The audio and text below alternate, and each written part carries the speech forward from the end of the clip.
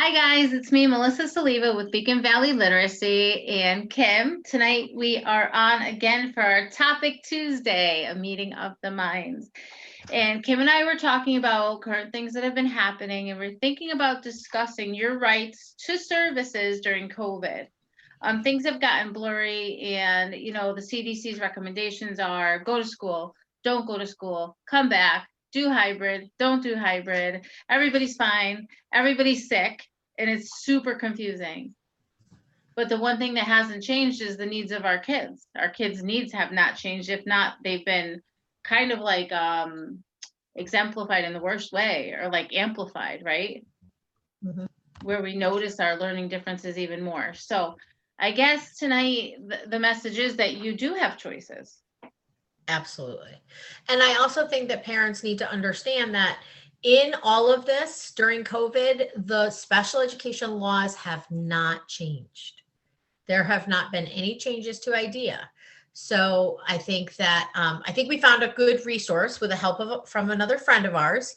I think we found a really good resource that we can share with parents. And I think the conversation right now is things are changing. Every single day, schools are looking to bring kids back to in-person learning. And while there are some students who do really, really well with this online, virtual, at their pace, independent kind of situation, I think for a lot of our children with learning challenges, this virtual situation is extremely difficult. And it's extremely difficult to access all of the supports that they need. And so parents need to know that you have a choice. Whether you send your child to school or not, that is your choice still. It is still an option to remain in that remote world. And you have a right to, or your child has a right to all the services that are available in their IEP. And that's the conversation that needs to be had at your PPTs.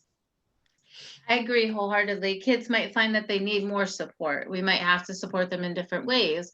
I know that like our whole design, instructional design for students has to be like reconsidered, because we're asking them to use Google Classroom, Schoology, use a Zoom meeting, use a Google Meet, and it's just a different modality of learning that not everybody responds to. But that should not dictate your choice in services. Right. We're trying to I always try to provide my kids that have reading difficulties access to text, Yeah. access. I try to level the playing field. And so in this virtual environment with all the choices, we still have to level the playing field for our students, for our kids, despite what choices we make as parents. Correct. So I think it's very challenging. It is. And I know that, when this first came out, we're in Connecticut. So Connecticut had different guidelines than other states. Every state did it a little bit different. And from my perspective, I think that we were nervous to guarantee progress, true progress. Mm-hmm. And I know that some are skipping standardized tests, and some are, saying, oh, well, we're going to give the benchmark assessments, but they don't weigh as heavily because of this pandemic learning. But I kind of disagree. I don't know. I think we talk about this all the time. Gains should be made. They should be substantial. We need to take into consideration the social emotional piece of the pandemic, but you should still see progress.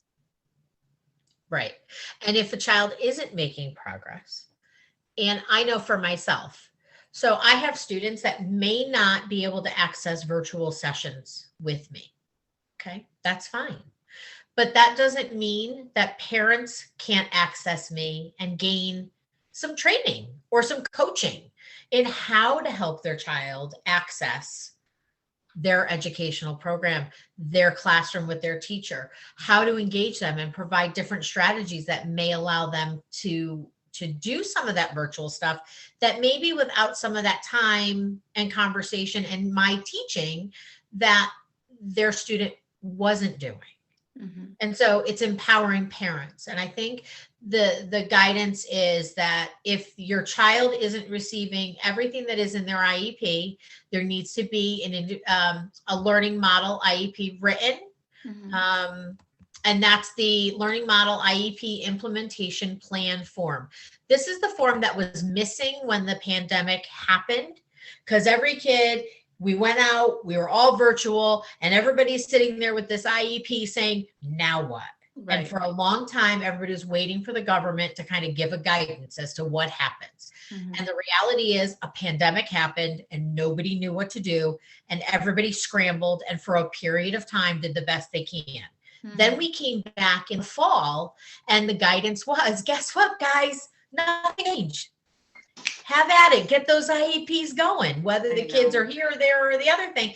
But this plan that has to be written basically documents the difference between what a in-person learning in school IEP looks like and what the difference is because you've chosen to be virtual and stay home. Right. And maybe it doesn't look a ton different.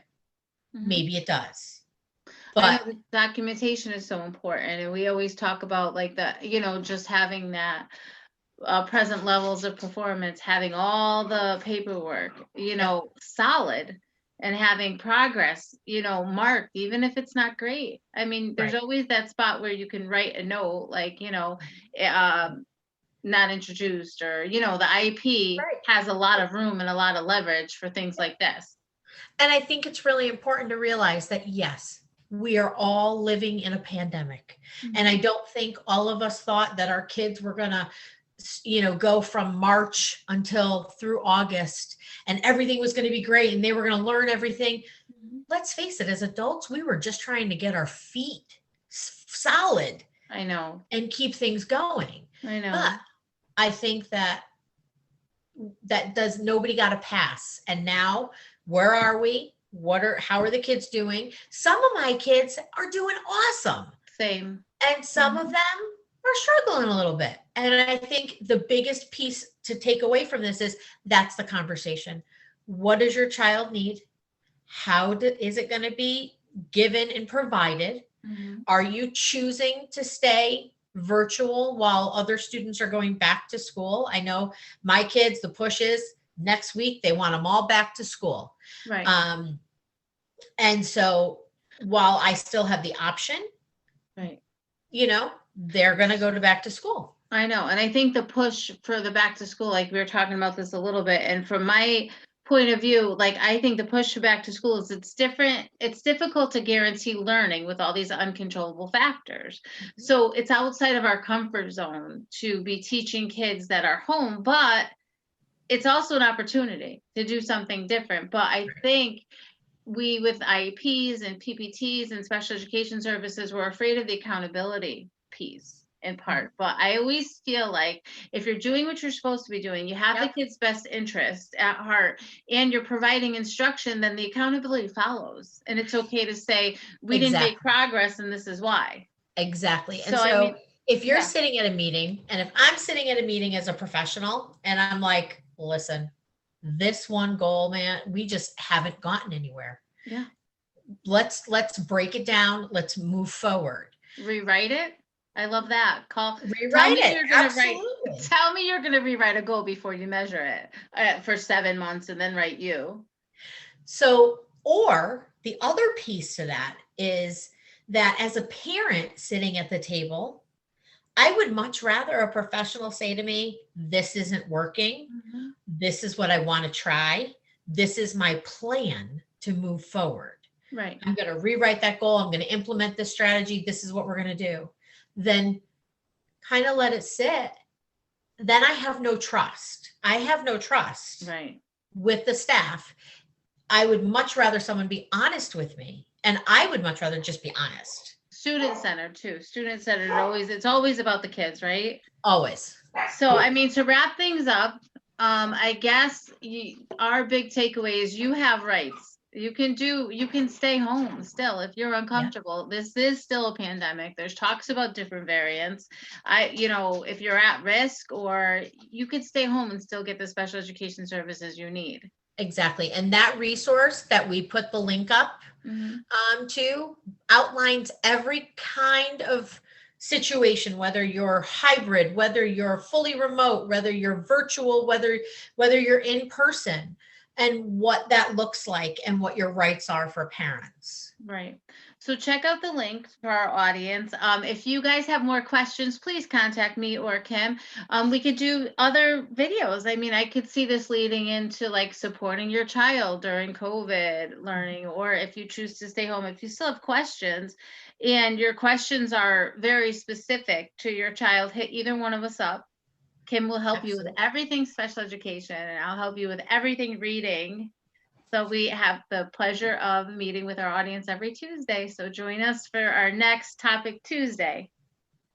Right, Kim? Anything else? Absolutely. Nope, that's it. All right. Thanks. Good night.